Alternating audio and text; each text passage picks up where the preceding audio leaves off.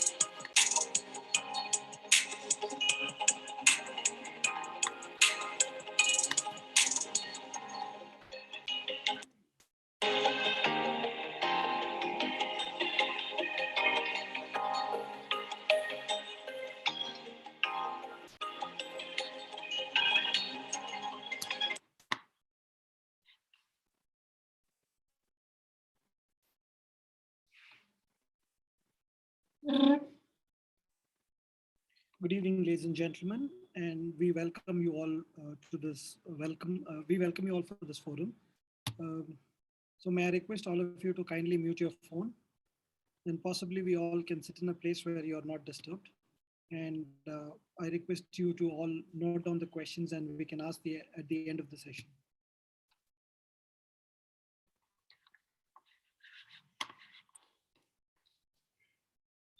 Okay, so let's quickly go through the agenda. We'll see what is the agenda that we have. So first we will have first we will have welcome and introduction. Then we will have journey so far for Disciples India Group and Disciples India Learning Forum. Then we will have guest speakers introduction, and then we will continue with the session. So what is the vision of Disciples India Forum? To excel as a focused and fulfilling learning destination for a new age growth aspirants. And what is the vision? A mission? We will be practice-based professional training and consulting platform through novel and relevant process of transformation to individuals and organizations. And our core values are honesty, hard work, healthy, honor, and happiness. So Disciples India Learning Forum is happy to present a platform purely for a joy of learning.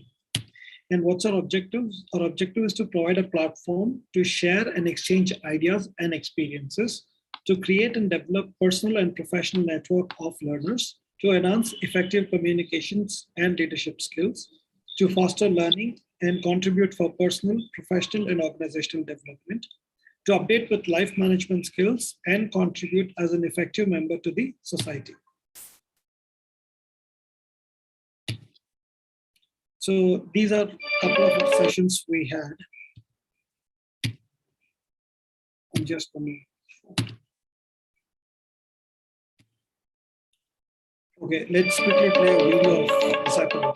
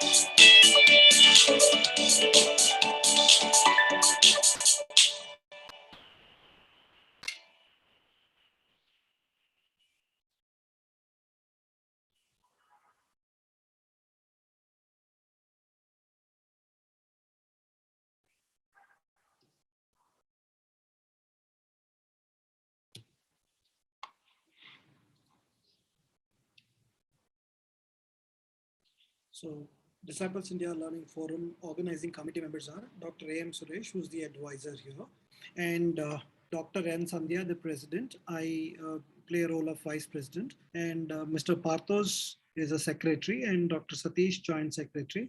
Mr. Shiv Prasad, the treasurer, and Mr. Akhilesh, the executive member. So we've been running this for 4 years now. 2018 we started, we did completely in 2019, 20, 21, and so far we did about 82 sessions. And for this year, we started with the 81st session. That is Dr. Anir now, and I was on in the current scenario. And our 82nd session was on healthy states in progressive India, ranking of states and union territories by Dr. Ratan Chand. And for today, we have, on topic on Clickwrap contracts and privacy issues in India. So we have Dr. Rama R. Iyer, who will be, taking this session. And may I now currently ask Dr. Sandhya to introduce the guest speaker for the day. Yes, sir. Good evening all. Am I audible? Yes, you are. Yeah. So I'm given the pleasant task of introducing today's speaker, Dr. Rama Iyer. And first and foremost thing I would like to share very happily is that she was my classmate in law and we studied together. She has traveled along in the journey of that particular field. Well, it's my pleasure to introduce her to the audience today. So she is the founder and managing director of INR Legal. She has a rich experience of 30 years as an advocate, and she has represented organizations, corporations, individuals, financial institutions, hospitals, trusts, associations, etc. in various fora, including the Supreme Court of India, trial courts, tribunals, and various commissions. She is the founder and managing partner of the firm INR Legal, which is based in Bangalore. It is also present in Delhi, Mumbai, Hyderabad, Chennai, Kochi, Chandigarh, and Kolkata. So she is graduated from Bangalore University Law College, and she has also achieved master's degree in National Law School of India University, and she's topped her batch. She began her career in Mumbai before embarking in a robust practice at Bangalore. She has a PhD in corporate social responsibility. She has also done her postgraduate diploma in personal management and industrial relations. She is the director of International Council of Jurists based in London. She heads the women's division. She has a passion for helping women entrepreneurs in startup companies. She also advises many companies in their business as well as policy-related issues. She has formulated the prevention of sexual harassment policy of many organizations, in addition to training the employees in the Internal Complaints Committee. She is also a member of Internal Complaints Committee of various organizations, including private limited companies, banks, educational institutions, as an external member.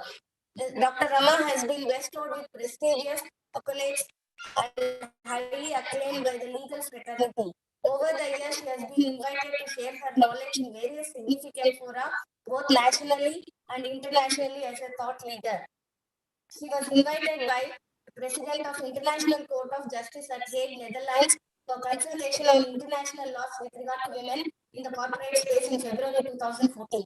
Firmly believing in empowering lives, Mrs.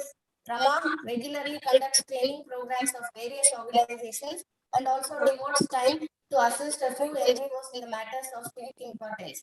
So today she is going to speak about. Hello. Today she is going to speak about Clickwrap contracts. As we all know, we are living in the digital world, and India has transformed a lot. We are in a very fast pace. We are moving towards the digital economy. So Clickwrap contracts, that is having online contracts, has become a common feature. Of course, it is convenient for everyone, but at the same time, certain security and privacy issues are posed because of this. So today's renowned speaker, Dr. Rama, is going to throw light on these aspects. Over to you, Dr. Rama.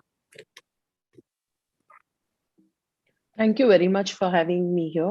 And as mentioned, this topic is something that is very topical and very relevant because we live in an age where we want things done very fast, and it is not shall we enter into a contract and all that. It has to be done in a moment. We hardly realize the importance of such contracts that we enter into even without knowing. May I ask, how do I share a PowerPoint? How do I, because I've been looking at the screen, I'm Okay. unable to find the. You find in the bottom of the screen, you find something called a new share button, green one. Oh, yeah. It was not there. It's there now. Yeah, I can see now. Yes, thank you. Yeah. Just one moment, please. Yeah. Take it.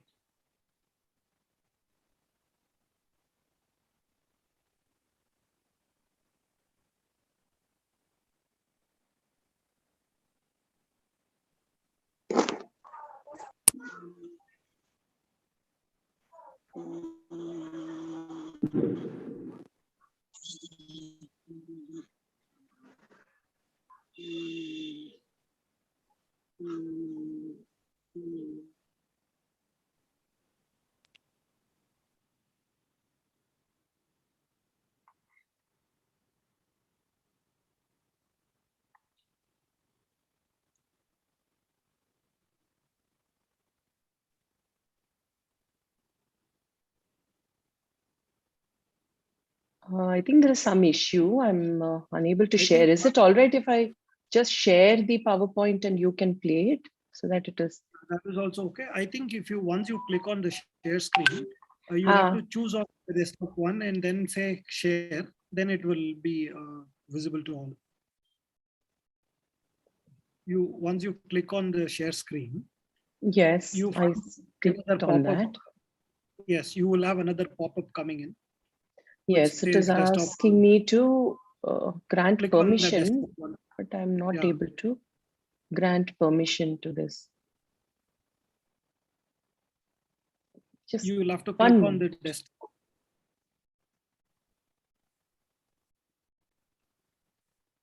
I think I will just share it with you because I'm using a Mac thing. I'm not sure because I had been sharing, but today I'm not able to find that thing. I will just email. Is that all right? Yeah, should be okay.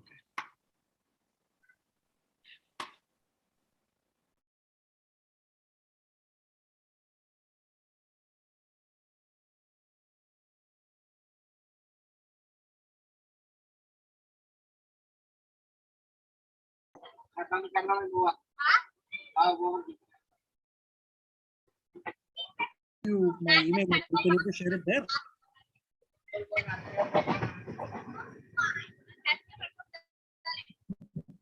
It is MUTHU. I've shared you my email ID. Can you just share it to this ID?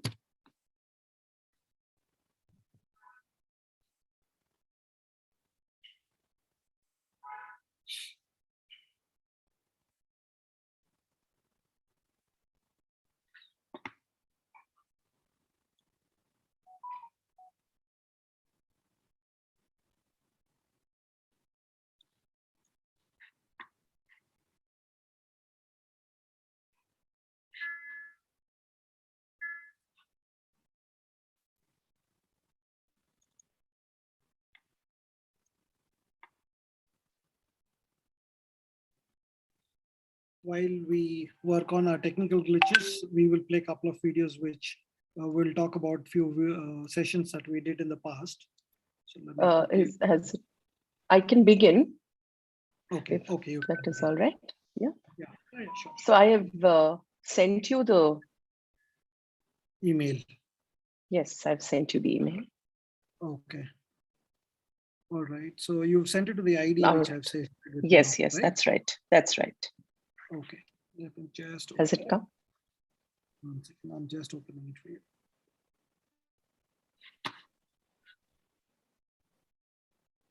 you. Contact really want to grow your business. Is that one? Okay, now I got it. Yeah. Okay, I will just download it.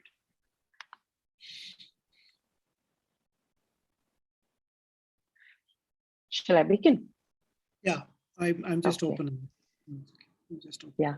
So it's really my pleasure to be here talking about Clickwrap contracts, giving an overview of Clickwrap contracts and other types of electronic contracts and the issues of privacy that we might be faced with for entering into such Clickwrap contracts.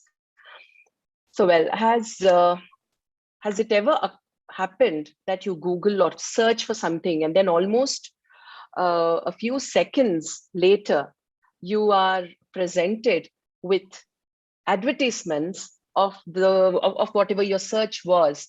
Like, for instance, you maybe search for designer shoes or holiday in Kabini, and immediately you are bombarded with targeted advertisements, and you really don't know where that is coming from. So it's become such a common occurrence that we have now begun to ignore it as a natural phenomenon of the online environment. Initially, we used to be a little concerned as to how is this happening, who is listening, what is it that is triggering off such targeted advertisements. But all of a sudden, we have got used to this, so we don't think twice about what's happening or why we are inundated with such advertisements. Social media is specifically designed to keep you engaged by constantly analyzing and assessing the information and your pattern of search or your activity on the internet that you present, and giving you more of the content that you engage with the most.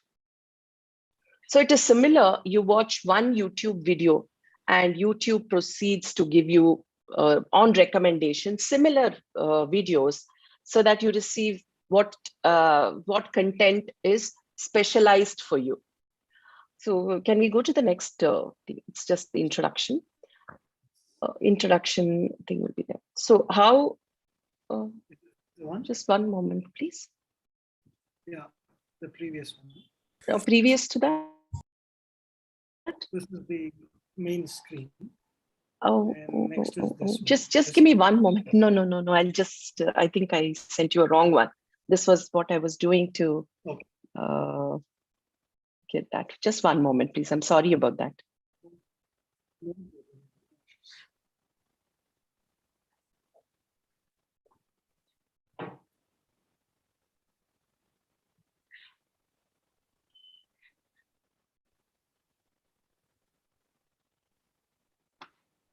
Just a couple of minutes, please. Yeah, take it. This is the one.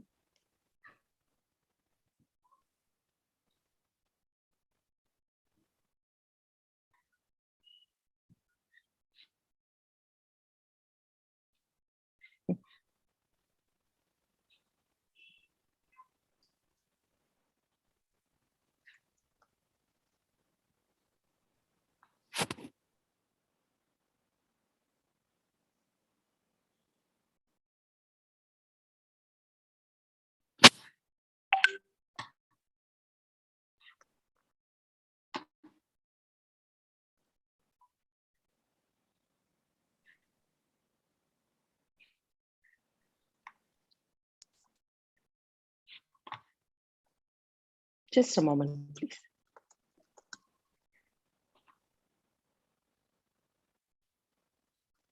So how does these targeted advertisements work? So when you actually look at, yeah, this is the one, 2 PPTX, just,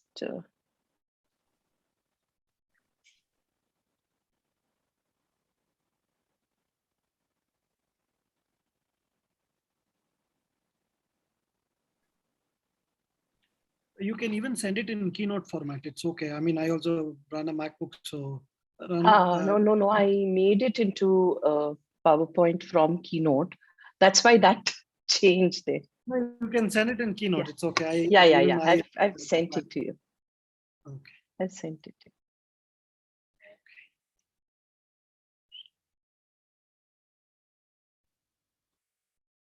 you. Okay. So how do these targeted advertisements from third parties work? How do they get your information? So whenever you download an application or maybe a software or maybe any application from the internet, you are required to accept all terms and conditions of that application. So there is that one box that you tick, or and make your account. So that is a Clickwrap contract. So the logic is very simple. If you accept all the terms and conditions, then you have access to the platform and the services that it provides. So though it may seem arbitrary to have such unilateral contracts, Clickwrap contracts are binding and usually legally enforceable, usually. So sometimes you just sit in your, but one issue about Clickwrap contracts is that you can sit in your homes, in your recliner, and enter into an agreement with huge giants like Amazon or Microsoft. I mean, otherwise, can you even imagine that you as an individual, a consumer, entering into a contract with such a huge company? That is what is possible with a Clickwrap contract. There are different types of electronic contract. One is the browse wrap or the shrink wrap. These contracts are also there. So while standard contracts form a larger group, the Clickwrap, shrink wrap, browse wrap, and others form a smaller group in the standard contracts. So shrink wrap agreements are essentially like the plastic that you remove from a product you buy. So when you buy something, it is shrink wrapped. So when you open that plastic, it means you are taking that service or that product. Similarly, a shrink wrap agreement is when you use or open a software. For instance, if you're buying Microsoft Office, you open that product, that means you have agreed to the terms of that product or that company. Browse wrap is when you browse through a website. So when you go through a website, it means that you are agreeing to the terms and other privacy conditions or terms and conditions displayed in that website. Since such contracts, that is Clickwrap or browse wrap, are digital in nature, the ticking of a box or pressing of the I agree button, it amounts to a signature and the intention to contract. So it means that you have the intent to contract. The problem with digital contracts is that most of us are guilty of not reading whatever are the terms and conditions, and then just simply going forward and clicking a box and getting over it quickly and easily, because it's much far easier than reading pages and pages of clauses and sections of legal jargon. Unfortunately, there seems to be no other way around this conundrum. Shall we go to the next slide, please? So what exactly is a Clickwrap contract? A Clickwrap agreement is an online agreement that users, in the next slide, please, that users agree by clicking on a button or Just checking a box. Yeah, sure, no problem. Which says, I agree. The act of signing via an electronic signature is replaced with the act of clicking. So yeah, this one, yes. So this is one format of a Clickwrap contract where you agree that I agree or cancel. There is no other way. You can't go and make any changes in the terms of that agreement. It is either you agree or you just exit. So on the other hand, the requirements of in normal contracts, you have the ability to agree or ask for modification or not agree. Whereas in the Clickwrap contracts, you have no such leeway. So the difference between Clickwrap and shrink-wrap agreements is both agreements are almost similar. As I mentioned, in a Clickwrap, in a shrink-wrap agreement, the contract terms are not read until the buyer unwraps the software or anything. So with the very act of unwrapping means that you have agreed to the terms. That is a shrink wrap. And click wrap, on the other hand, is when you click accept. Can we go to the next slide, please? So what are the essentials of contracts? And what is the difference between a click wrap contract and a standard contract? To put it simply, a click wrap contract, as I told a little earlier, is a digital contract which has all the features of a normal contract, but it is not exactly the same. So the essentials of a normal standard contract are offer, acceptance, consideration, capacity to contract, meeting of minds, and the intention to create a legal relationship. That is an awareness to create a legal relationship, and legality. The part where click wrap contracts deviate from a standard contract is with respect to the bargaining power between the parties. The signature or the assent to the contract and the meeting of minds. Click wrap contracts are totally unilateral, and the term and conditions are already laid down for you to just accept. Now you have to accept or exit. If you exit, you can't use those that platform or that software or whatever that click wrap agreement you want to enter into for.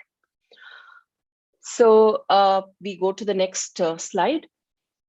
This is with regard to what are the essentials, what is the legal position with regard to click wrap contracts. Okay, so the legality of click wrap contracts, there are a few landmark judgments of the USA. So we don't have many, but then we also do have a few judgments. So there is a lot of gray area regarding the legality of these contracts. So one landmark judgment regarding click wrap contracts is Feldman versus Google. In this case, Feldman had purchased Google AdWords, which is a service provided by Google. So due to some issues, he sued Google in the District Court of Pennsylvania, where he was residing. Google contested that as per the contract executed, the jurisdiction was in California and not in Pennsylvania. Feldman, he argued that he had never seen, he had never negotiated, there was no meeting of minds, and nor had he signed the contract, and that he was unaware of the terms of the contract. But so he was arguing that there was no meeting of minds. So Google argued that prior to availing the services of AdWords, Feldman should have been directed to a web page that displayed all the terms and conditions of the agreement. And there was also a slot which had I agree button at the end. This meant that Feldman had scrolled down through all the terms and conditions of the agreement.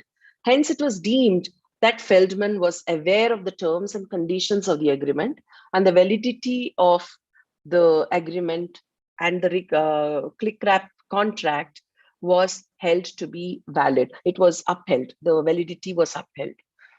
Then there is the next case, that is the Ajman versus Yahoo Incorporated.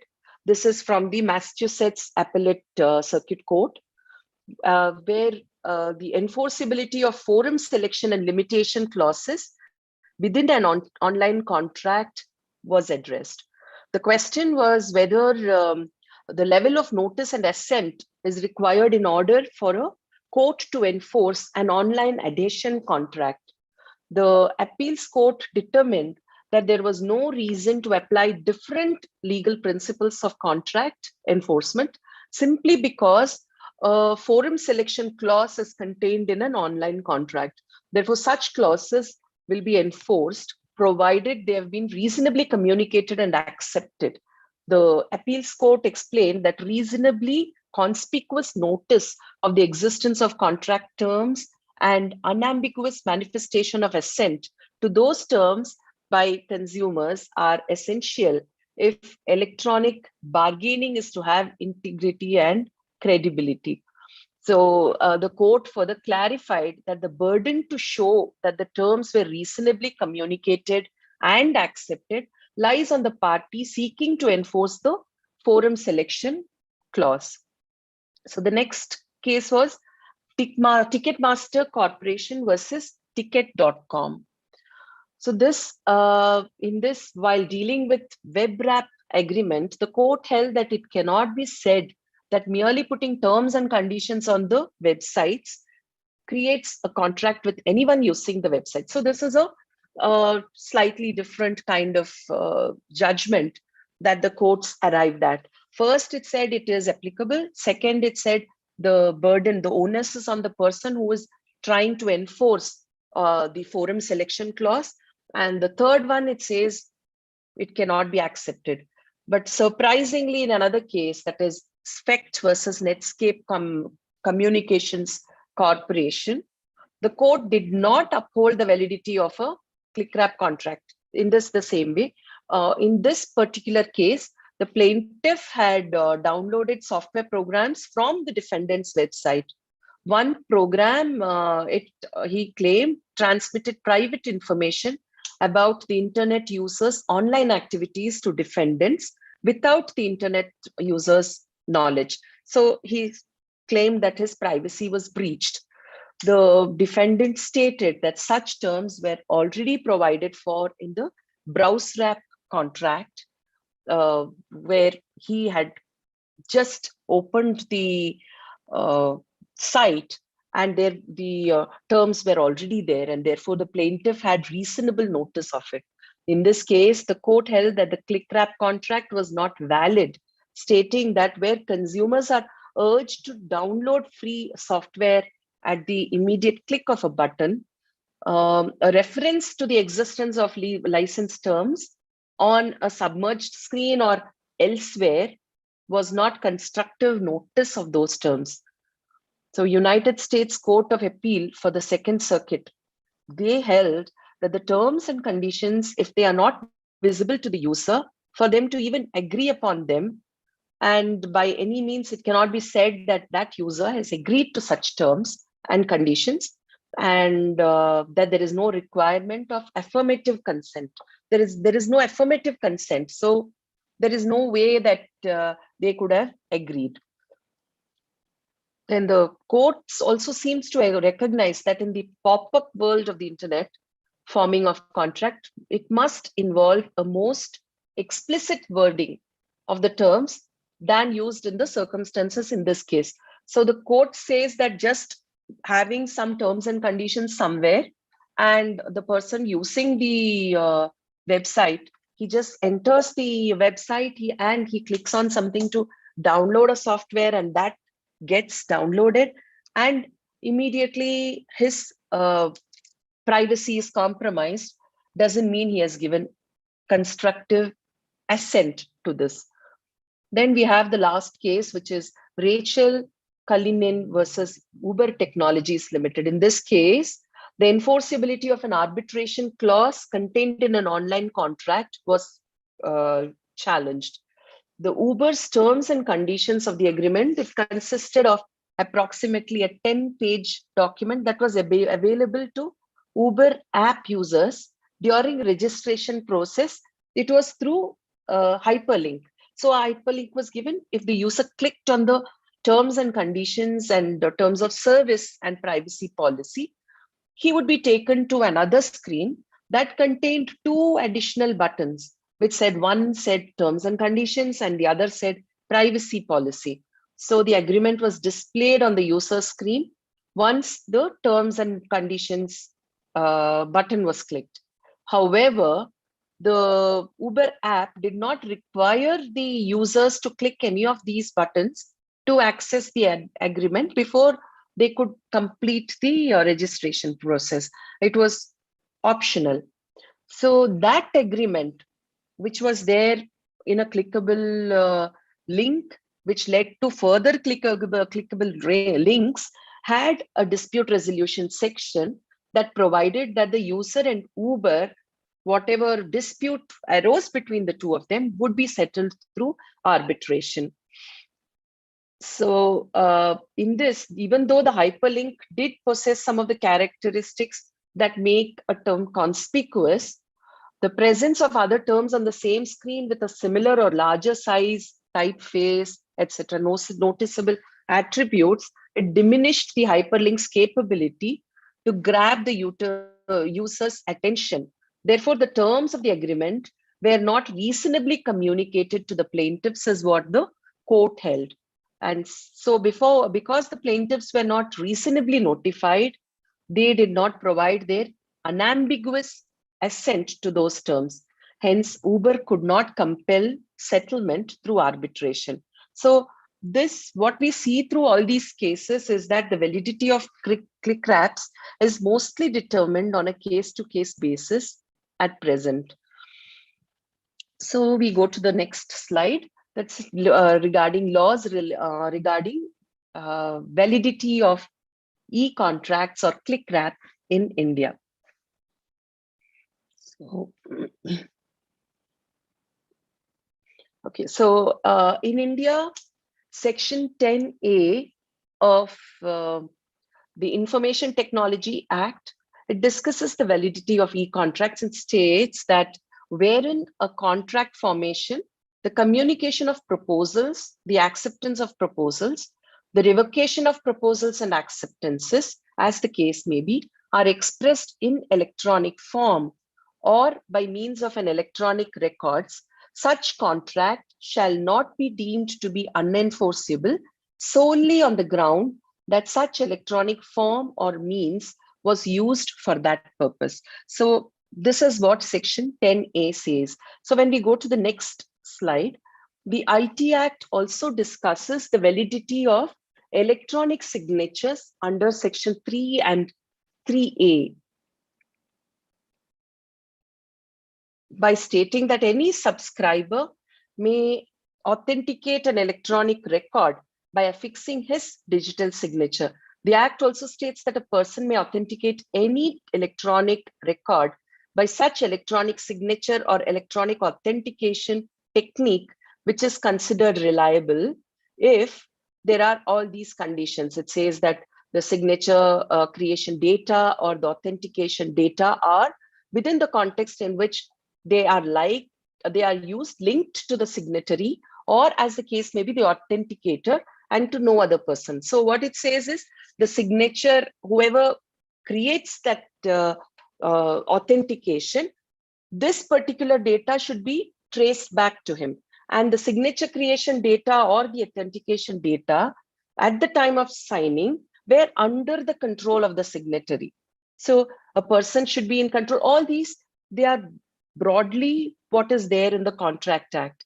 And any alteration and or to the electronic signature made after affixing such signature should be detectable, and any alteration to the information made after its authentication by electronic signature, that should also be detectable, and any alteration to the information made after its, that's what, and it also fulfills such other conditions which may be prescribed. So the Supreme Court of India, it upheld the validity of electronic contracts which had been discussed and negotiated through emails. There has been no specific jurisprudence regarding Clickwrap contracts, but in LIC versus Consumer Education and Research Center case, it has been held that in contracts where there is unequal bargaining power, it would be struck down as void, and in it being violative of Article 14 of the Constitution. So one can imply that Clickwrap contracts are not considered valid under Indian law based on the above mentioned judgment, but the position does become a little confusing when the law recognizes the validity of e-contracts. So e-contracts are recognized, but here, because there is a dominant position of the company which makes you agree to certain things without you having any negotiating or bargaining power, was held to be violative of Article 14 of the Constitution. So we come to what may be collected by when you accept a Clickwrap contract.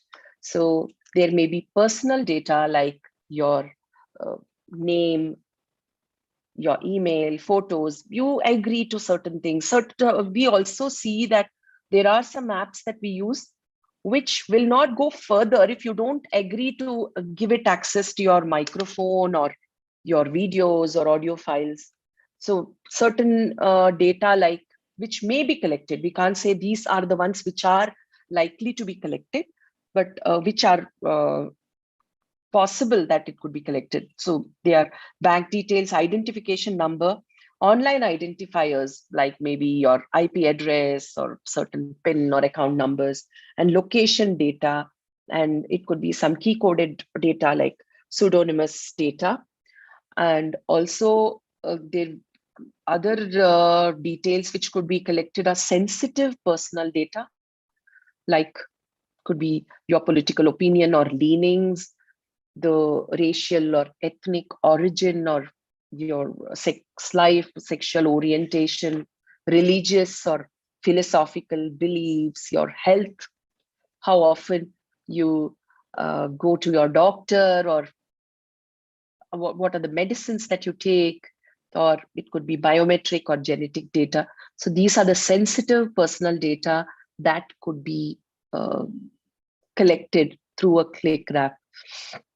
So when we go to privacy laws in India, you see that today social media is considered a part of Web 2, which refers to the growth of the internet towards more dynamic user-generated content. So there are three main actors here: the speaker, the receiver, and the intermediary, that is the service provider. Social media is the intermediary, and intermediary liability becomes imperative when it comes to protection of user data and privacy. The reason behind why only when we see non-European users of WhatsApp were affected by the new privacy policy of which was introduced by WhatsApp, that we will come to that a little later, is because of the presence of the GDPR in the EU, which is actually speaking, we see that that is one of the strongest laws, privacy laws in the world, and India is quite lacking when it comes to that. So we have the IT Act and rules. So in India, we have the Information Technology Act 2000, commonly known as the IT Act, and it came into force in October 2000. And since its adoption, it has lacked major elements of data protection. And the Information Technology Amendment Act 2008 was passed. That inserted Section 43A in the IT Act, which notified the information technology reasonable security practices and procedures and sensitive personal data or information rules 2011 to tackle the deficiency in the law. Section 43A states that where a body corporate possessing, dealing, or handling any sensitive personal data or information in a computer resource which it owns, controls, or operates is negligent in implementing or maintaining reasonable security practices and procedures, and thereby causes wrongful loss or wrongful gain to any person, such body corporate shall be liable to pay damages by way of compensation not exceeding 5 crore rupees to the person so affected. So this came as a strong addition to the Information Technology Act, which kind of tried to bring about the bridge in the bridge caused by the deficiency in the law. So as per the rules, the body corporate or person who on behalf of the body corporate collects, stores, deals, or handles personal information and sensitive personal data or information, that is SPDI as it is called, is required to have a privacy policy in place to protect such information. And such privacy policy should be available for review by the provider of the information and should be accessible on the website of the body corporate or the person who is acting on its behalf. The privacy policy then should have certain things like it should have a clear statement which is accessible, and that statement should relate to practices and procedure. And if sensitive personal information or data is collected, how, when, why, and where it is stored, purpose and usage of collection of such data, and if it is going to be disclosed to third parties, then information regarding that disclosure and reasonable security practices and measures. So these are required under law. If we can go to the next slide, please. So information, if it is collected, then a body corporate, before collecting the SPDI, is required to provide an option to the provider to provide such information like consent. The body corporate is required to obtain consent from the provider, and right to withdraw consent, that also is required, and knowledge to be provided to users. A body corporate which collects information should take such steps as are in the circumstances reasonable to ensure that the provider has the knowledge of the fact that the information is being collected, the purpose for which it is collected, the intended recipients of the information, a name and address of the agency that is collecting the information, and the agency that will retain the information. And use of information, the body corporate can only use the SPDI for the purpose for which it is collected and retain such information only till such SPDI is required for the purpose sought. Okay, so then there is review. Body corporate would also need to permit the provider as and when requested by them to review the information they had provided and ensure that any such information which is found to be inaccurate or deficient should be corrected immediately. Then there is the authenticity of user information. So the body corporate is not responsible for the authenticity of the information provided by the provider, which is supplied by the provider. Then, as mentioned earlier, the grievance also should be looked into. The body corporate should address any discrepancies and grievances of the provider with respect to processing of information in a time-bound manner. This is where the giants like Twitter and Facebook and other companies had to have a grievance officer stationed in India, which they were trying to surpass, but the government stood its ground and said that that is required. And disclosure of SPDI to a third party shall require prior written approval of the provider, unless such disclosure has been agreed in the contract between the body corporate and provider of information. This is where the Clickwrap comes. So when we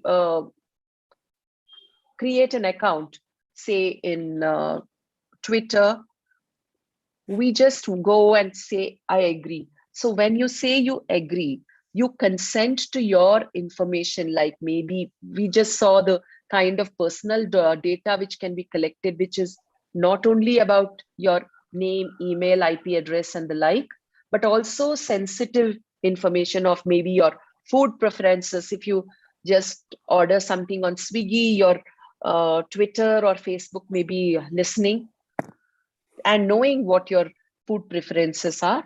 So these sort of things, if you say you can collect from other apps also, then you have already given them your assent or consent to be your information, your data to be collected and stored or used as they like. Then we go to the next slide, please, which is the Puttaswamy's case, which is a celebrated case insofar as privacy of individuals is concerned. In this, we are just looking into various aspects of the Indian law with regard to privacy. So through the Puttaswamy judgment, the Supreme Court has held that the right to privacy is indeed a fundamental right. And the judgment also defines informational privacy as the right of an individual or an interest in preventing information about the self from being disseminated and controlling the extent of access to information. So emphasizing that informational privacy is a right the state ought to protect, the court has given a three-element test, which defines the extent to which individual privacy should be protected. There must be a law that justifies breach of privacy, and the scope and nature of the law imposing restrictions should be reasonable, and the means which are adopted restricting privacy must be proportional to the objective sought to be fulfilled by the law, which means that if the privacy is being restricted, then why it is being restricted should be objective and it should pass the test of law. So as a result of this judgment, we see that the Data Protection Bill of 2017 was introduced into the legislature to codify and safeguard the right to privacy in the digital age, and also to constitute a data privacy authority to protect personal data and for matters connected therewith, for the collecting, processing, storing, disclosing, and otherwise handling personal data.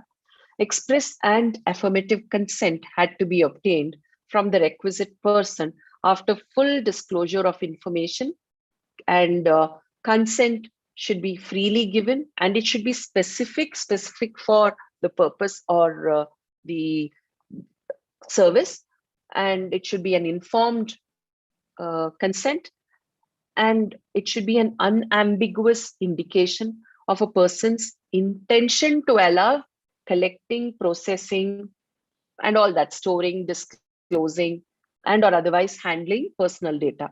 So every person shall be duly informed about the processing of information through issuance of a privacy notice. And that notice should be concise, timely, updated, transparent. It should be intelligible and written in clear and plain language. It should be in both English and the vernacular language, and it should be easily accessible and provided free of cost. So here, when you see the the shrink wrap contracts may not pass this test. So every person shall have the right to seek removal of personal data from the data controller. So we can approach the data controller and seek for removal of our personal data. And every person shall have the right to be duly and promptly informed within 7 days about any unauthorized access, processing, destruction, or modification, or any kind of breach that would have occurred pertaining to their personal data. And then we have the Personal Data Protection Bill of 2019. This bill provides guidelines for the processing of personal data by the government, corporates, etc. And as per the provisions of the bill, for the processing of personal information, consent of such individual must be provided, and they have the right to prevent and restrict the use of their data. The bill also mandates for setting up of a data protection authority to prevent unauthorized usage of data and ensure that the bill is being complied with. So the source of concern is that the bill provides for certain circumstances under which data may be processed without prior consent. So if the state or the government requires such data for giving benefits to the individual, so for his welfare, in legal proceedings, and also in a medical emergency. So these are the three areas where the data can be processed without prior consent. And that has caused concern for many people because they feel that this can be expanded and there could be a serious threat to the security of the data. And another cause for concern is the clause that allows for the government to exempt certain companies and agencies from the application of the bill under certain circumstances. So it's very vague there. But this bill is yet to be passed. So the next one is how Clickwrap can infringe our privacy. So here we come back to the WhatsApp privacy infringement issue. So since Clickwraps are unilateral in nature, there is not much we can do to avoid the infringement to privacy that may occur because we have given the consent to give our data to these platforms by agreeing to the Clickwrap. A real-time example of the Clickwrap issue is the WhatsApp privacy policy issue that happened last year. In January 2021, WhatsApp released its new privacy policy, which affected non-European users. Europe was protected because it comes under the GDPR regime. The new privacy policy clearly stated that there was certain data that the platform had to necessarily collect if it had to operate, and make available to the user certain features like giving your mobile number to create an account and things like that, which could be used elsewhere. The privacy policy stressed on the fact that WhatsApp is a part of the Facebook company. It has now become Meta, stating that WhatsApp can receive information regarding users from the other services provided by the Facebook company. Not only so there was a cross usage. That was what it was saying, that WhatsApp, Facebook, and later Instagram. So not only does WhatsApp receive information, but the privacy policy also discusses as to how WhatsApp may share such information to other Facebook company products, which is to aid in the creation of more personalized content and features. So it was only an idea that the Facebook company had to target marketing, target us with whatever they said was personalized content. The new privacy policy made a distinction between data that is provided by the users and the data that the platform automatically collected. So the data provided by the user was including details like phone number, name, media that is being forwarded, or connections or contacts that were using the platform, or any transactions made on the platform, and the user's profile status and things like that.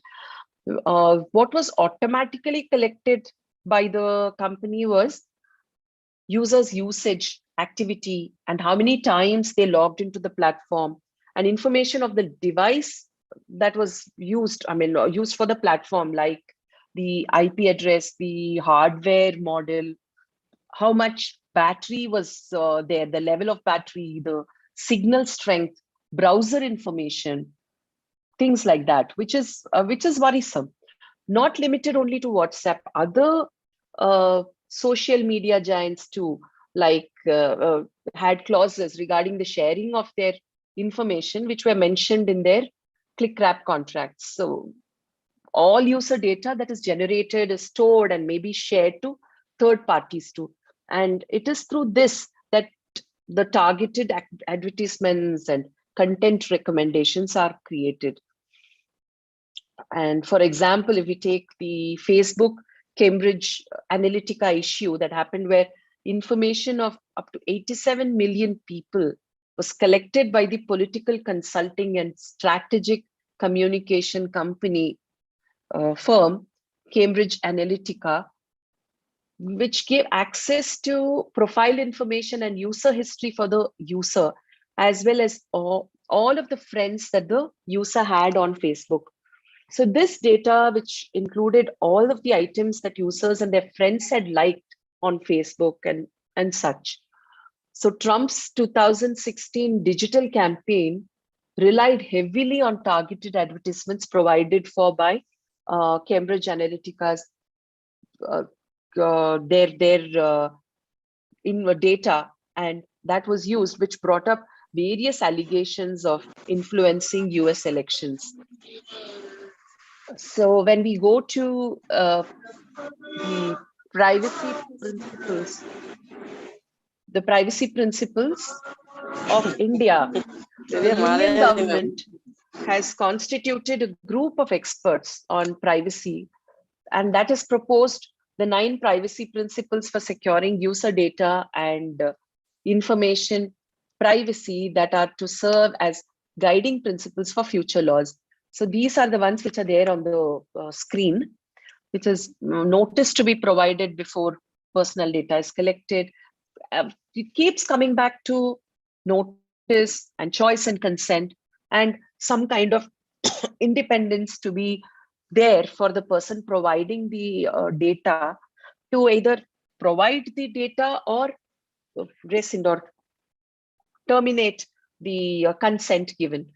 So choice and consent to provide data collection limitation only for the purpose mentioned in the notice, and destroying or removing of such data from databases after the purpose is achieved. These are self-explanatory, so I'm not going into all that. I'm just reading that. Access to data and allowing of correction to data provided to be allowed to users, and data collected shall not be disclosed to third parties, made public or published unless consent is received. The data should be secured through reasonable security safeguards. The security system must be proportional to the extent and sensitivity of the data collected. This is what was there in the bill also. The information collecting body shall be held accountable and must include mechanisms to implement privacy policies. So these are the principles that we see that the government of India has given through the group of experts on privacy that has been proposed. Then we see the General Data Protection Regulation, that is the GDPR, which is the Europe's protection regime, data protection regime. So EU's GDPR is deemed to be the strictest data protection law today. Though it was drafted and passed by the European Union, it imposes obligations on organizations anywhere, so long as they target or collect data related to people in the EU.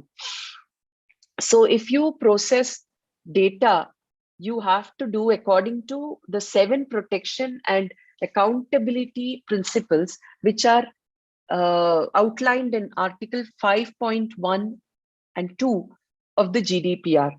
So it says lawfulness, fairness, and transparency. So processing must be lawful, fair, and transparent to the data subject, and you must process data for the legitimate purposes specified explicitly to the data subject when you collected it. And you should collect and process only as much data as absolutely necessary for the purposes specified. And you must keep personal data accurate and up to date. You should only store personally identifying data for as long as is necessary for the specified purpose. So once that requirement is not there, then you cannot store that. Then processing must be done in such a way as to ensure appropriate security, integrity, and confidentiality. That is even including using encryption. The data controller is responsible for being able to demonstrate GDPR compliance with all of these principles. And then the GDPR requires data controllers to be able to demonstrate that they are GDPR compliant. This can be through designate data protection responsibilities to the team and maintain detailed documentation of the data that is being collected, how it is being used, where it's being stored, and which employee is responsible for it, etc. And also it is necessary to train the staff and implement technical organizational security measures and have data processing agreement contracts in place with third parties if they are contracted to process data, and appoint a data protection officer that is there. Then Article 6, that lists the instances in which it is legal to process personal data. This includes that the data subject should give unambiguous consent to process the data. So they should say that they have opted into your marketing email list, for instance. So earlier, how it used to be is any person under the GDPR regime, a person could unsubscribe from a marketing mail list. So the target could be anyone who's there, any email addresses you had, you could just send them the emails where it could just go. But right now, what the GDPR requires is that there should be unambiguous consent. So all this we are seeing is to give some kind of power to the person entering into various contracts. And once you give unambiguous consent, that is when you click the Clickwrap contract. You agree to receive the marketing email, and you agree to be part of the marketing email list. And processing is necessary to execute or prepare to enter into a contract to which the data subject is a party. So a background check before leasing property to a prospective tenant, it is necessary to prepare to enter into that contract. So that is one example. So you need to process it to comply with a legal obligation. You, for instance, you receive an order from the court in your jurisdiction, then you can just go and give whatever data that you have in your thing, even without the consent. And you need to process the data to save somebody's life. And processing is necessary to perform a task in the public interest or to carry out some official function. And you have a legitimate interest to process someone's personal data. This is the most flexible lawful basis, though the fundamental rights and freedom of the data subject always overrides the interest of the person processing it, especially if it is a child's data. So if it is a child's data, you can't tell that this was necessary and so I used it. So what is happening is when we enter into certain Clickwrap agreements, we give consent to a lot of things like receiving certain mails or information or targeting also. We become victims of target. So with large amounts of data and information that is generated, social media becomes very hard to regulate. So fake news is a problem that plagues social media. This becomes a bigger problem with targeted advertisements and personalized content, making users engage with more and more fake news. So the dissemination of fake news and content is also a corollary to the problem of entering into Clickwrap contracts. So Facebook has defined hate speech as promoting violence or direct attack on people based on protected characteristics of race, ethnicity, national origin, religious affiliation, sexual orientation, caste, sex, gender identity, and serious disease or disability. So this includes dehumanizing and advocating for isolation and marginalization as well. So the same definition is followed by other applications such as WhatsApp, YouTube, Instagram, Twitter, etc. So with the ever-evolving definition of things that could be deemed as hate speech, the definition is broad and subject to dynamic interpretation. So we have the Law Commission of India's report in the 67th. Just one second.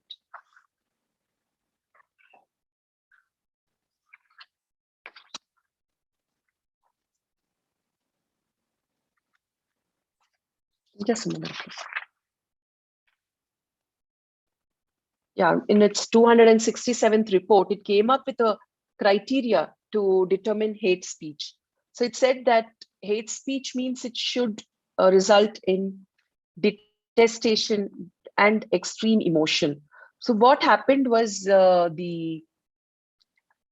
one innocent person, is what they claim, was lynched as a result of spread of fake news through WhatsApp. That became a wake-up call regarding the dangers of hate speech on social media. WhatsApp was also forced to take measures to restrict the spread of fake rumors. Then what they did was they limited the number of people that that one could forward any message to.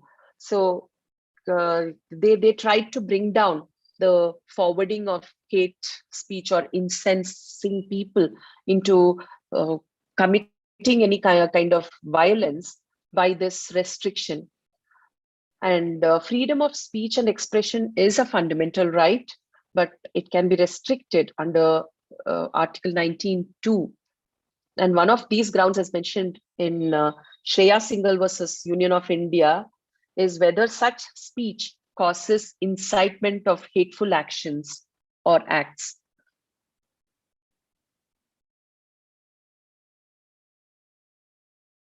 So the Law Commission of India in the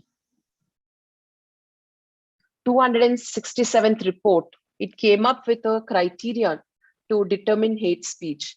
Said that it must result in detestation and extreme emotion, and it should incite or it should likely incite lawlessness activities. Can we go to the next and next? Next. Yeah. So it should incite or likely to incite lawless activities. So in the Pravasi Bhalai Sangathan case of 2013, the Supreme Court held that the position and status of the author of the speech is essential in determining hate speeches. Example, in this case, the hate speeches by politicians and political leaders was held unconstitutional. The status and position of the targeted person or group is also a crucial factor to impose restrictions of any speech. The potential impact of the speech also should be considered. The likelihood of it inciting hateful activity, that also is one of the aspects which had to be considered. Then the context in which the author made the speech is also an important factor of every speech. Then what is the international response to fake news and hate speech? It's the next one. The United Nations had published an action plan to counter the spread of hate speech, including through online models. The action plan, it recognizes 3 levels of hate speech, that is top level, mid-level, intermediary level, and bottom level. Top level, those type of speeches that are banned under various international conventions. For example, Convention on the Prevention and Punishment of Crime of Genocide. So that incitement of genocide, etc., is top level. And intermediary level, they say it is about maintaining public morality, order, or for the protection of national reputation or national security is intermediary. And bottom level is offensive speech, defamation, insulting, and all forms of misinformation, disinformation, etc. The action plan also provides a framework for assessing the severity of the hate speech, the context in which it was spoken, and the speaker, the position of the speaker to hold sway over the audience, or how he can influence the audience, the intention of the speaker in the content and form, etc., and the extent of dissemination and the form of dissemination, and the likelihood of harm arising and the probability of the degree of risk. When we look at the other countries, I've just taken two examples. One is Australia and the other is Germany. So Germany has an example of intermediary liability. It can be seen in reference in the German Network Enforcement Act. According to this law, any company or social media platform with a minimum of 2 million users have an obligation under such companies to take down hate speech within 24 hours and report it to the police. So if they don't do that, then they can be fined a maximum of 5 million euros. And Facebook was one of the first companies that was held liable under the act, and the company was fined 2 million euros in 2019 for underreporting of hate speech. And in Australia, under the Enhancing Online Safety Act, an e-safety commissioner is appointed who has the authority to demand the removal of hateful posts. They usually provide 48-hour notice within which such post is to be removed. And if that is not done, under the Sharing of Abhorrent Violent Material Act of 2019, the possible jail sentence is up to a maximum of 3 years. So how do we, can we go to the next one, please? So how do we make sure that we don't give away data? How do we protect ourselves? So Google too collects data. So when we open a Google account, Google collects data of individuals to give targeted advertisements. This is essentially how Google ad personalization data on a person looks like. As you can see on the screen, this belongs to a teenage student. Okay, so this is what it looks like. So what she likes, what she has been looking into, she has been looking into audio equipment, anime and manga, and action and adventure films. So these are the broad categories in which Google personalized the targeted advertisements for her. So what we should be mindful of is that there is an option to turn this off so as to prevent further collection of data. So what happens is, if she has been browsing action and adventure films or looking for apparel, she had been shopping for apparel, then Google finds that out and sends. So what can be done is, you look up, there is the option to turn this off so that it prevents further collection of data and reduced targeted advertisements. But if you want the advertisements, it is better to keep it on. But at the same time, you're giving away much more than what you would want to. Then when we go to, there is this, have I been pawned? I'm not, if you can just look at one, there is one site which says, have I been pawned? I'm not sure how good that is, whether it is itself collecting our data. But then have I been pawned is one where pawned is, it usually refers to something that is breached, controlled, or compromised, and the act of illegally gaining access to something through breach. And it is often used with respect to data privacy concern. A breach is an incident where data is inadvertently exposed in a vulnerable system, usually due to insufficient access controls or security weaknesses in the software. Regardless of us consenting to give access to our data through Clickwraps, there are other ways in which we usually become easier targets. So it is not just through Clickwraps that we give out data. We become easier targets for privacy infringements. It is often the case that most of us use the same password for multiple accounts. We even use the same email ID for registering across multiple platforms. So if we become compromised in one, it compromises the entire wherever we have registered.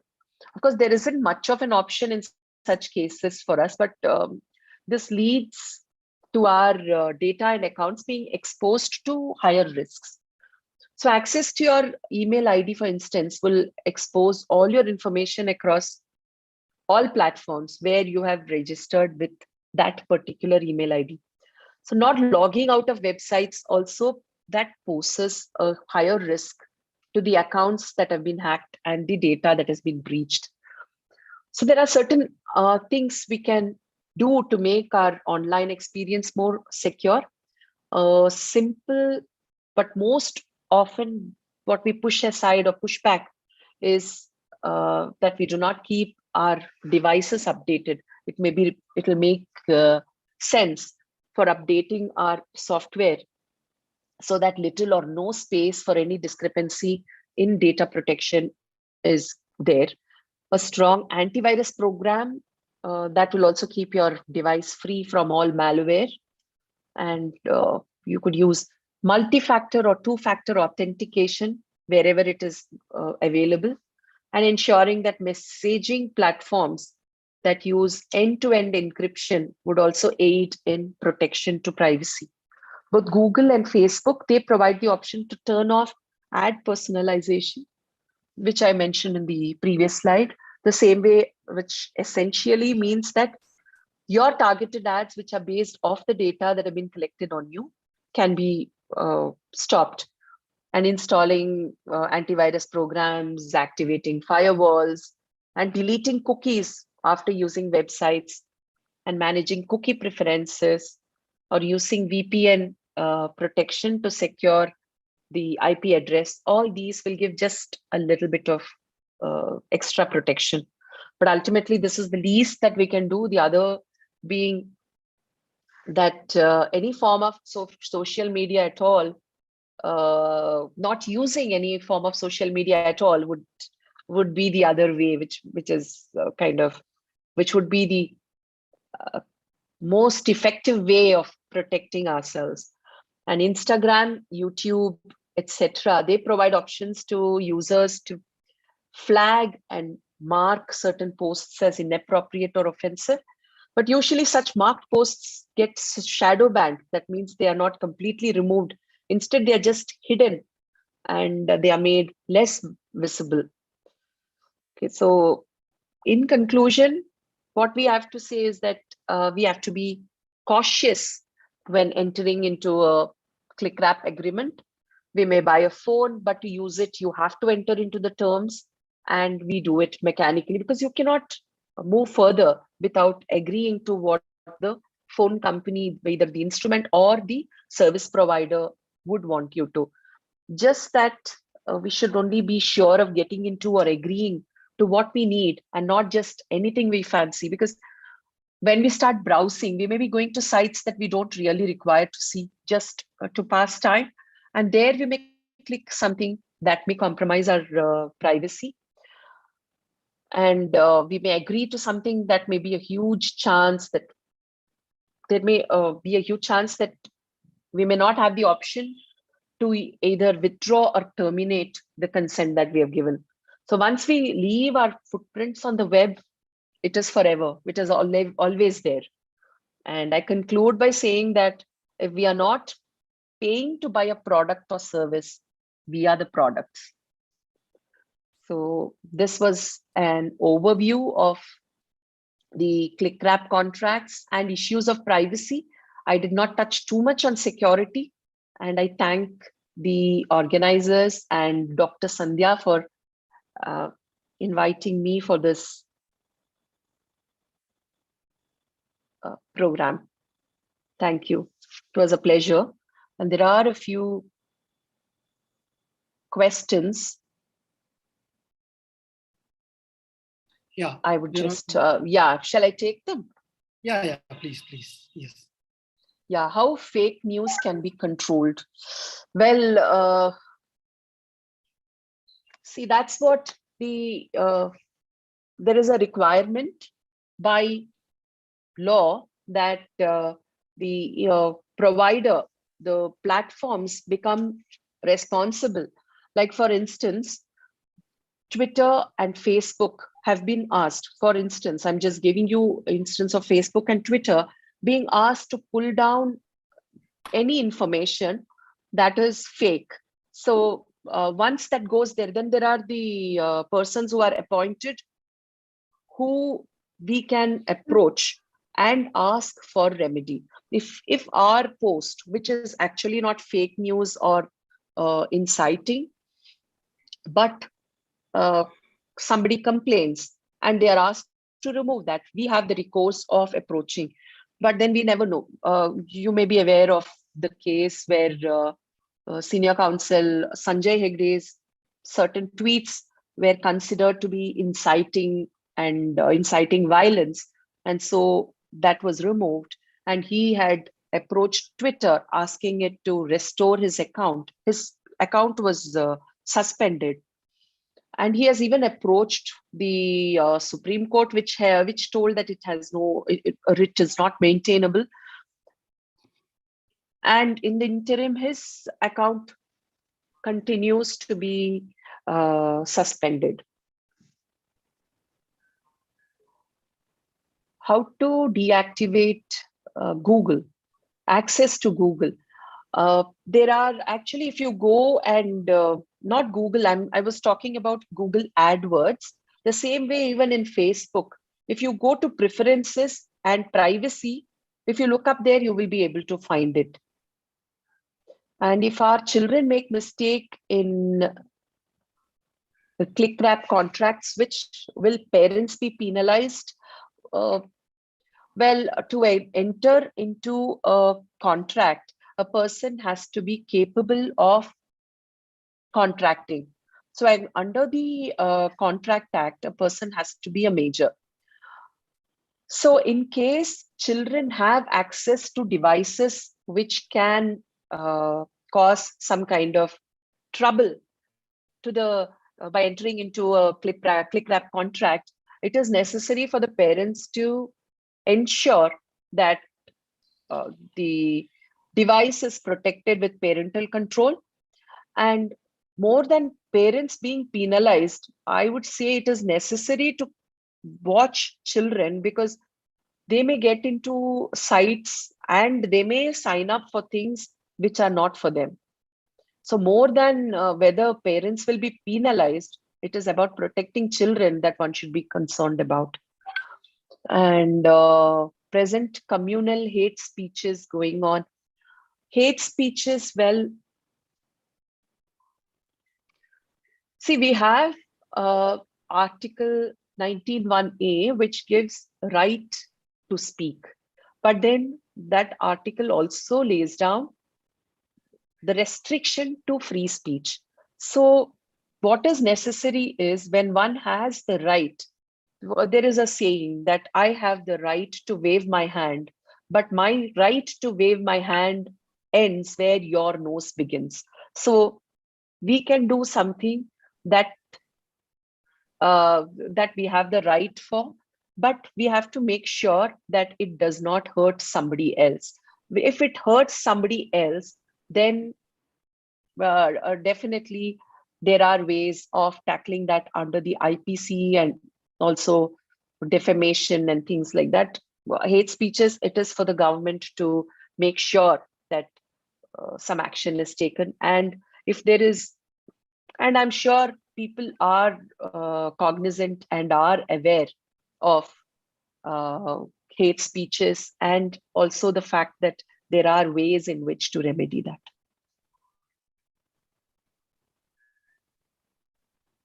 Okay. That sounds perfect. So I do have a question. Yes.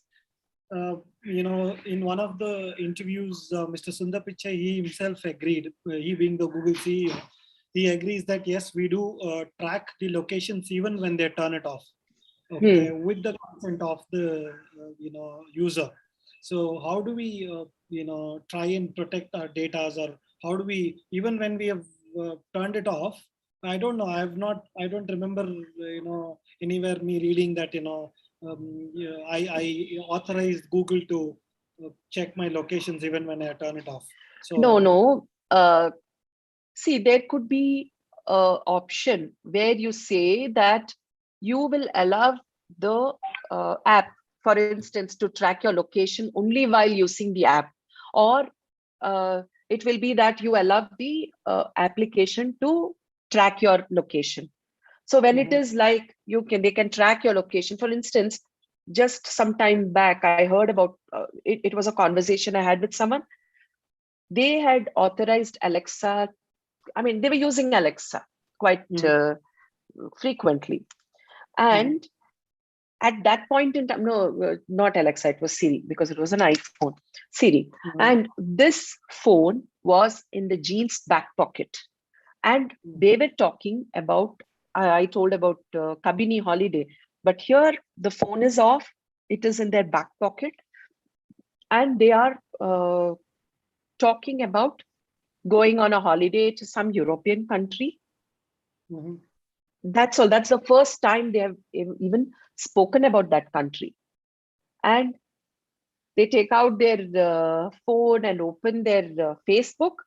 They are inundated with advertisements on holiday in that place and hotel reservations and tickets to that place. So you are aghast at, you don't know the extent of the authorization that you give when you click on I agree. correct. Whether it is always, once you've given access, you have given access to your camera, you have given access to your microphone. So you don't know where your photo can be used or where your what can be used. You don't know. It is a risk that anyone using the internet is bound to, not just using the internet, agreeing through Clickwrap contracts or browser contracts. They are, I mean, there are so many things, so many positives. At the same time, these are there. These are real. Okay. These are real. Right.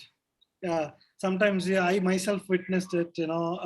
I was once talking about some pen drive while the Amazon was on, and I go to some site and I see the same ad. Discount. Pen drive. Yeah. So I know that's Amazon, Facebook, Listens. and Google is listening to us. They kept their eyes, ears, and mouth is open. Open. Always. Yeah. We don't really know whether we have others as company or not. All these people are definitely with us. Right. Keeping us company. So Yeah. Absolutely. So scary to know that, our data is tracked. Everything is tracked today. The moment absolutely. phones become smart and we become dumb. Absolutely. They become smarter. Absolutely. Right. That was indeed a great session. I thoroughly enjoyed. Especially I run a company which is into, I've created a product called Propals, which is a social media kind of a platform like a Facebook. But then I got a lot of ideas from this, where can I restrict, especially when you spoke about SDPI and GDPR, a lot of things that help me understand, how should I be careful about and what all things should I consider. So as more than a user, as a company, where all should I be careful about? I got a lot of information about it. Thank you so much. You've been really, really amazing in your Thank session. you very much for having me, and thanks to your organization as well as you and the organizers and Dr. Sandhya. Right. Has So been there a are a few good friend. Yes. You were saying something? There are a few people who've just given their, express their, feedback. Very interesting topic and well explained, madam. Thank you, team DLF, and for conducting such a wonderful session, for inviting. There's one more person who's written, indeed, it was a wonderful session. Thank you, madam and team Disciples India for arranging this kind of session. Do let me know how can be a part of regular these sessions. Okay, very informative topic and a great learning session. Please do conduct regularly. Thank you so much for a wonderful session, madam. Educators on indeed knowledge learning session, really enjoyed. So that's been few feedback of what our folks has to say. Yeah. Thank All you. Yes. Thank you, Dr. Thank Rama. you. Yeah. Thank So you very may I much. request, yeah, may I request to all the other folks, while we have a guest here, you can think of if any questions that you folks have. Maybe next 3 minutes, you guys can think of some questions if in case you have anything or if you left it out. Meanwhile, may I request all the folks to fill up the feedback forms to collect your e-certificates. So basically, link is shared in the chat window. It is also available in the YouTube for the folks who's in YouTube. You have the link shared in the YouTube, and the folks in Zoom will also have the link shared in the, Mr. Shiv Prasad has shared the link. So may I request all of you to just go ahead and click there and fill your feedback forms so that we have your e-certificates organized for you. So meanwhile, if any of you missed out any questions for Dr. Rama, can think of it and come back. We have 3 minutes. So 3 minutes, I will leave it idle so that you folks can think of filling up and some questions for Dr. Rama. You will not get a chance again to speak to her, if not today. So make sure that you folks are getting in and asking some questions if you have. All right, so we have 3 minutes. It's about 7:08 now. 7:11 we close it. We close the feedback forms.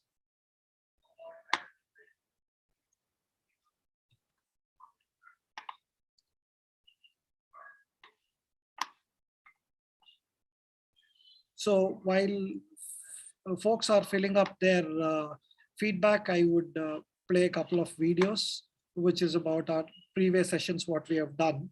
So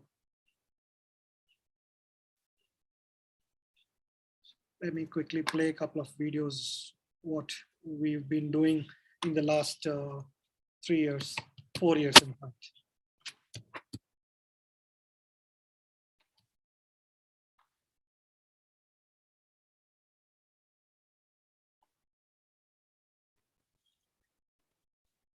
Here I go.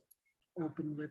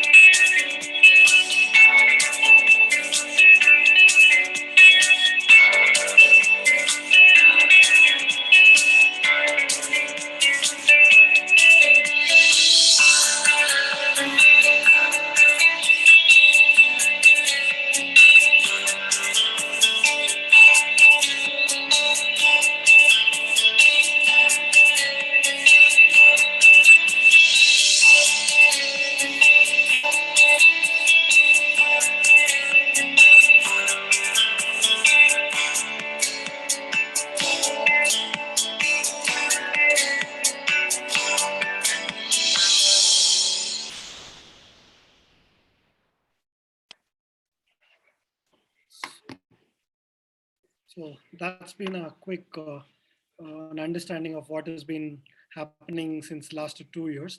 In fact, it is 2018 and 2019 ka video. I hope all of you have filled up the, Google forms, the feedback forms. Uh, have we got all our forms, feedback forms filled up? Okay, there are some more feedback that has come in. Thank you, Mr. Clear. Okay, all great. Okay, so there are no further doubts. Um, uh, Anything else? Anybody wants to share anything? If any of you wanted to give any feedback, you can quickly unmute yourself and give a feedback to Dr. Rama's session for today. It was an excellent session. Mhm. We learned a lot. Now we make a lot of misunderstandings. I agree, and without knowing the implications. So I felt very writing the internet. Right. So thank you. We lost you in between, though. Probably we understand that you spoke on implications and all that learning. So thank you so much. I personally wanted to really thank Dr. Rama for having given such a detailed session because, as I said, especially in informations like 2 million users.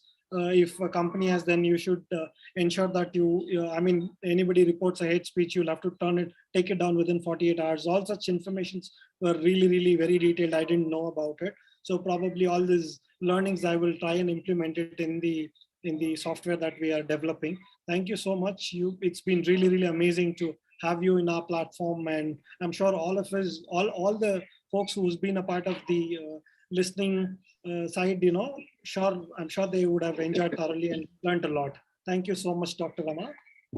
Thank you. Thanks to Disciples India Learning Forum, and thank you all. So as a process, we play a national anthem. So may I request all the folks to stand up while we play national anthem as a due respect for the country. So I'll just play I'll switch off the video and then I will play the national anthem.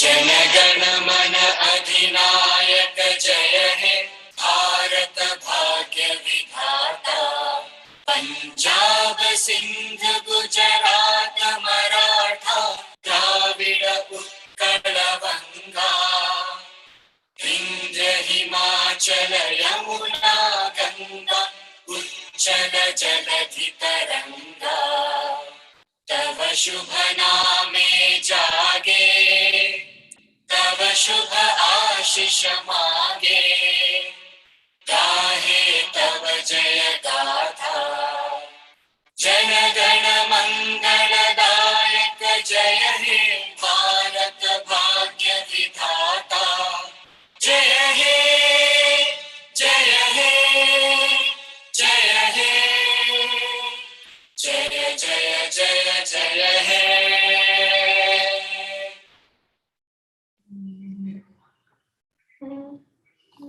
Thank you. So for those of you who is wanting to know a little more information about this, you can always reach out to us. You have disciplesindia.in, and you can also email us on dillearningforum@gmail.com. You can follow us on follow, like, share, comment us on Facebook. That's called Disciples India Group in Facebook. We also will be uploading our session photos in the Facebook. Whoever wants to download can download it there. Also, if you wanted to be a member of the forum, you can always feel free to reach out to Dr. Sandhya, who's our president, and you can reach out to me, and you can reach out to Parthos, Mr. Satish, Mr. Shiv Prasad, and Mr. Akhilesh. So I leave this screen open. If any of you wanted to know more information, you can make a note of these numbers and reach out to us for memberships. Thank you so much. Wish you all a great evening. Thank you. Thank you, one and all.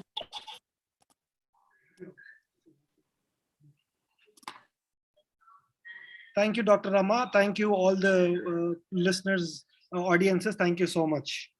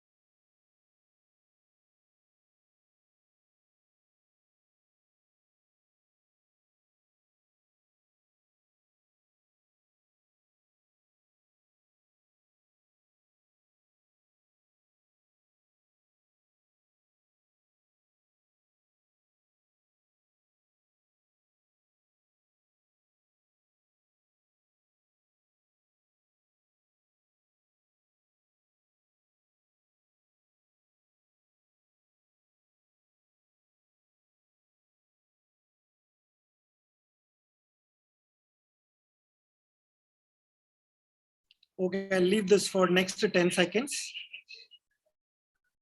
and we will end the session. Feedback formula.